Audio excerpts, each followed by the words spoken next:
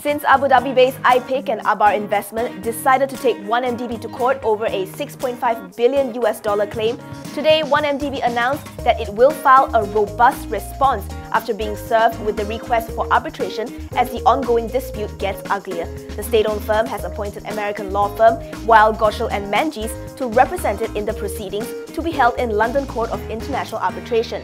In the brief statement, 1MDB said it's confident in its legal position and that the law firm chosen is globally renowned and specializes in international litigation.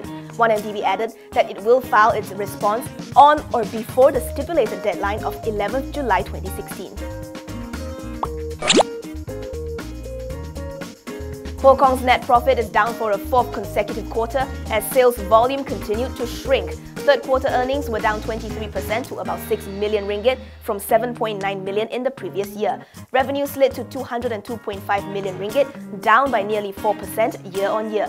Sales are slipping at Poh Kong due to weak market sentiment and falling demand for gold jewellery. For the 9-month period, net profit tumbled 56% to 8.2 million ringgit. Top line edged lower by nearly 7% to 578 million ringgit. Poh Kong said the rest of 2016 is going to be tough, with cautious spending being the biggest challenge to retail players. The jeweller said it would continue to review, revise and consolidate its business strategies to ensure that it's able to weather the turbulence ahead. Malaysia Airlines is on track to break even by 2018. In an interview with German broadcaster Deutsche Welle, outgoing CEO Christoph Müller said the national carrier was stepping up efforts to turn black after facing tragedies and record losses. He said though the carrier is still in its loss-making stage, the company is clearly above its initial projection. The break-even may even come sooner if oil prices remain low. Speaking about the state of condition Malaysia Airlines was in when he took over as CEO, he lamented that despite all the announcements made by the government, the turnaround was not initiated by the time he took over. And worse still, 20,000 employees had nothing to do and were found snoozing in the hangars, hence the radical 6,000 job cuts. Müller will be stepping down in September and the airline has yet to find his replacement.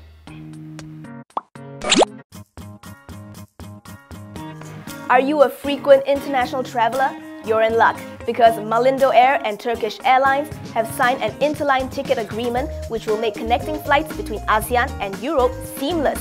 Malindo Air CEO Chandran Ramamurthy said it will also reward frequent travelers on the local carrier and offer passengers options when traveling to Turkey and beyond. He added that Malindo Air will provide another option for travel trade in the ASEAN region and to Australia. If the partnership is successful, it would open doors for them to code share or interline with other suitable partners. Turkish Airlines flies 289 destinations worldwide, while homegrown Malindo Air operates 800 weekly flights to 12 destinations in Asia. Malaysia's FDI performance in the first quarter of 2016 surprisingly did better than last year despite a weaker global environment. Maida said Malaysia fetched a total of 12.8 billion ringgit in FDI as compared to 10 billion from a year ago.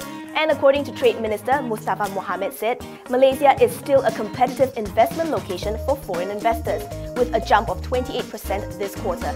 Anyhow, domestic investment is still taking the lead with 24.5 billion ringgit worth of approved investment. That's 65.7% of the total figure.